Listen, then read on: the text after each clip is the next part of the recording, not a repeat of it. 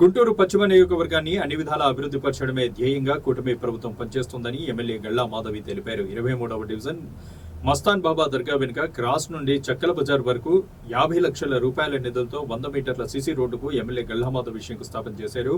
ఈ సందర్భంగా ఎమ్మెల్యే గల్లా మాధవి మాట్లాడుతూ ఎన్డీఏ కూటమి అధికారంలోకి వచ్చిన వెంటనే కంకరగుంట బ్రిడ్జి నుండి 3 బొమ్మల సెంటర్ వరకు బీటీ రోడ్ను నిర్మించామని, అదేవిధంగా గత వైసీపీ నేతల పొగడలతో చేతులెత్తేసిన కాంట్రాక్టర్లతో మాట్లాడి దర్గా వెనుక రోడ్డు కొంతమేర పూర్తి చేయించగలిగామన్నారు.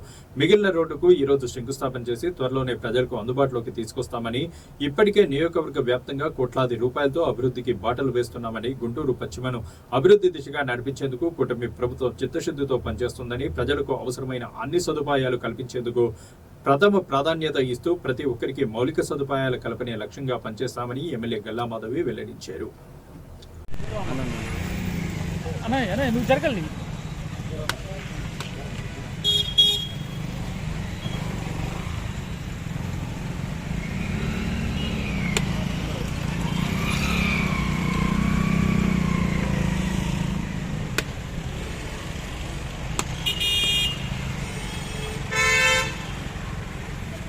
ఫోన్ పడి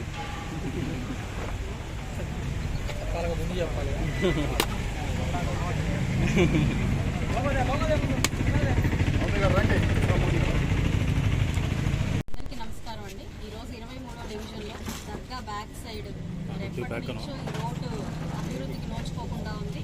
దాంట్లో సగం రోడ్డు ఒక కాంట్రాక్టర్ గారికి, మిగతా సగం ఇంకో కాంట్రాక్టర్ గారికి రావడం వల్ల ఒక కాంట్రాక్టర్ గారికి వచ్చిన వర్క్ని ఫినిష్ చేసేసుకోవడం జరిగింది. అయితే ఇంకొక స్ట్రెచ్ వర్క్ ఒక 1/2 కిలోమీటర్ పైన వర్క్ మిగిలింది.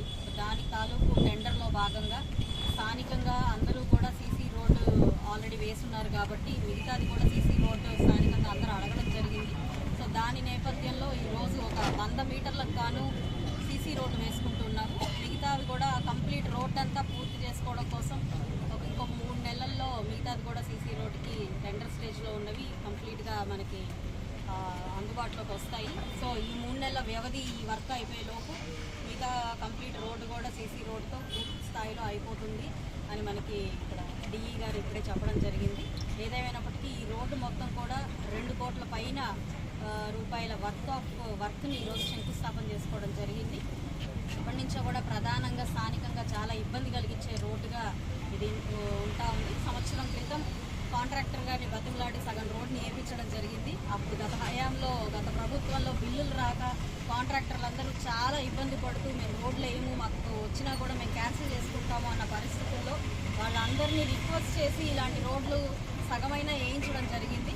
అయితే ఇప్పుడు కాస్త కూటమి ప్రభుత్వం వచ్చిన తర్వాత పనిచేసిన ప్రతి ఒక్కళ్ళకి మంచి జరుగుతుందన్న కాన్సెప్ట్లో బిల్డింగ్స్ వాళ్ళకి చాలా ఫాస్ట్గా జరుగుతున్నాయన్న ఆనందంలో వాళ్ళు కూడా ఇప్పుడు ప్రతి పనికి ముందుకు రావడం జరుగుతుంది. ఆ వందలో భాగంగానే ఈరోజు మనం వేసుకుంటున్న ఈ వర్క్ కూడా ఫాస్ట్గానే ఒక 3 నుంచి 4 నెలల్లో స్థానికంగా ప్రజలందరికీ రోడ్ని అందుబాటులోకి తీసుకొస్తూ వాటి చిరకాల వాంఛను మేము నెరవేరుస్తామని చెప్తూ ఈ యొక్క అభివృద్ధి కార్యక్రమాల్లో మాకు చేయూతను అందిస్తున్న గౌరవనీయులు మేయర్ కోవిలమూడి రవీంద్ర గారిని, కమిషనర్ గారిని అందరికీ కూడా ప్రత్యేకమైన కృతజ్ఞతలు చెప్తూ